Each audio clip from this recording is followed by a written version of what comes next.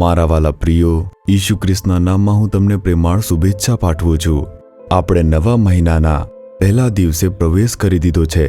આ મહિને પરમેશ્વરે મારા માટે કઈ સારી વસ્તુઓ રાખી છે, તે આપણને કેવી રીતે આશીર્વાદ આપશે, તમારી પાસે આવી અપેક્ષાઓ હશે। પહેલા તો આ જગ્યા શું છે? તમે ઘરની સામે ઊભા છો, આમ વિચારી રહ્યા છો। હું લંડન શહેરમાં આવેલા એક ઘરની સામે ઊભો છું, તમારી સાથે વાત કરું છું। જ્યારે અમે સેવા માટે આવ્યા ત્યારે આ ઘરમાં રોકાયા હતા। અમારા ભાઈ અપ્પા દુરાઈની પુત્રી શીલુનો પરિવાર જે ઘરમાં રહે છે તે આ જ ઘર છે। અમે અહીં જ રહ્યા હતા અને પરમેશ્વરની સેવા પૂરી કરી હતી। આ દેશમાં આવા 2 માળાના મકાનો હાજર હોય છે। આ ઘરમાં કોઈ પંખા નથી કે એસી નથી। અહીંના કોઈ પણ ઘરની અંદર પંખા નથી કે એસી નથી। તમે શું કહી રહ્યા છો આમ પૂછો તો? કારણ કે આ એક એવી જગ્યા છે જે હંમેશા ઠંડી રહે છે, તેથી અહીંયા પંખાની જરૂર નથી કે એસીની જરૂર નથી। અને ક્યારેક જો સૂર્ય ખૂબ જ કઠોર થઈ જાય છે, તે થોડા દિવસ માટે જ હોય છે અને તે સમયે ગરમી વધુ રહે છે, નહીંતર ઘર હંમેશા ઠંડુ રહે છે। જાણે કે અંદર ઠંડો પવન ફૂંકાતો હોય અથવા જાણે અંદર એસી હોય। આખો દેશ આવો જ હોય છે અને જો તડકો હોય તો હવામાન ખૂબ જ ઠંડુ રહેશે અને તેથી અહીં જો ચાલવું હોય અને સખત મહેનત કરવી હોય તે ખૂબ જ સરળ છે। ઠીક છે, આ મહિને પરમેશ્વર તમારા માટે શું કહે છે? શું તમે તે વાત જાણો છો?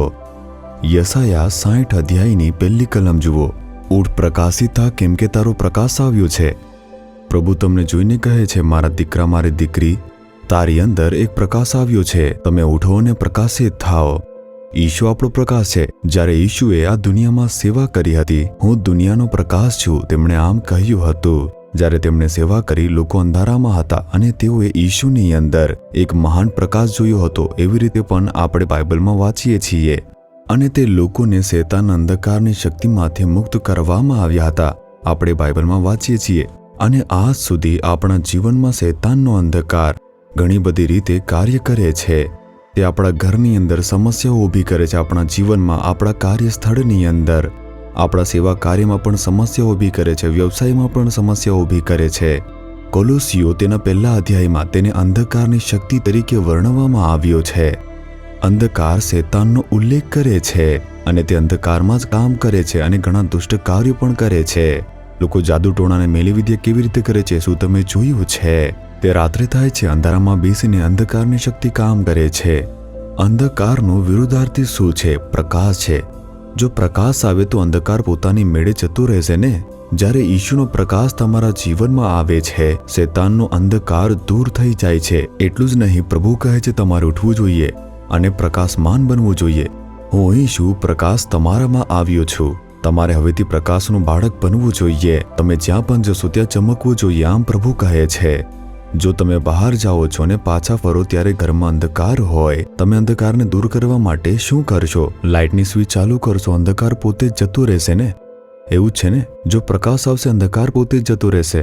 ભલે શૈતાનનો અંધકાર તમારા સ્થાન ઉપર ઘણી વસ્તુઓ કરતો રહે, જો તમે પ્રકાશની જેમ ચમકવા લાગો છો તો પરિસ્થિતિઓ બદલાશે, તે પ્રકાશમાં ફેરવાઈ જશે। અંધકારની શક્તિ અને શૈતાનના કાર્યો તે દબાઈ જશે અને તેથી જ પ્રભુ કહે છે, મારા પુત્ર, મારી પુત્રી, તમારે ઉઠવું જોઈએ, ચમકવું જોઈએ, તમારે હંમેશા પ્રકાશ બનવો જોઈએ। ક્યારેક શૈતાન મને પડી જવા માટે મજબૂર કરે છે, હું ગુસ્સે થાઉં છું, ચીડાઈ જાઉં છું, હું કેટલાક પાપોમાં પડી જાઉં છું, આમ વિચારો છો? ડરશો નહીં। મીખા 7મો અધ્યાયની 8મી કલમ। હે મારા શત્રુ, મારી દુર્દશામાં હર્ષ ન કર। જો હું પડી જાઉં તો પણ હું પાછો ઉઠીશ, જો હું અંધારામાં બેસું તો પણ યહોવા મને ત્યાં અજવાળા રૂપ થશે।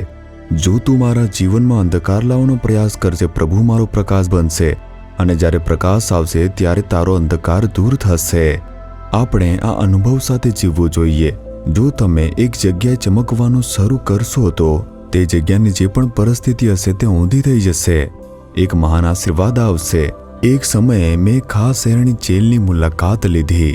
તે ખૂબ જ પ્રખ્યાત જેલ હતી અને કારણ કે અધિકારીએ મને મળવા કહ્યું, તેથી હું તેમને તે જેલમાં મળવા માટે ગયો હતો। તે ખૂબ જ સારો માણસ હતો જેણે પરમેશ્વરને પ્રાપ્ત કર્યો છે અને પ્રભુ માટે જીવતો એવો એક જીવંત સાક્ષી પણ હતો। મેં જેલ જોવાનું તેને કહ્યું। તેણે મને ત્યાંના પોલીસ કર્મીઓના રક્ષણ સાથે જેલની જેટલી પણ જગ્યાઓ હતી તે બધી જગ્યાઓ મને બતાવી।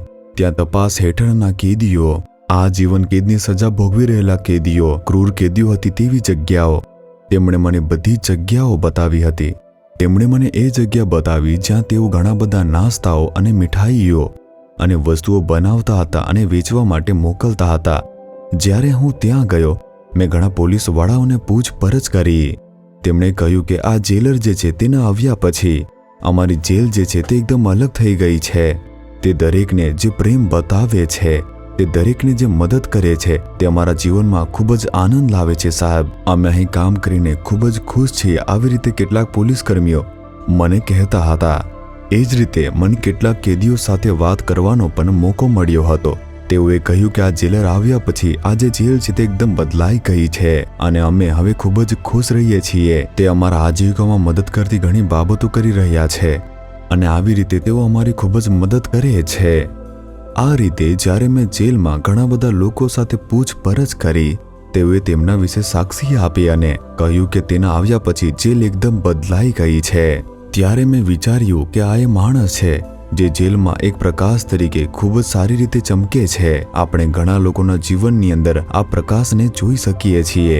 તેમણે સાક્ષી અને પ્રેમનું જીવન જીવ્યું. એક સારું હૃદય જે બીજાઓને મદદ કરે છે.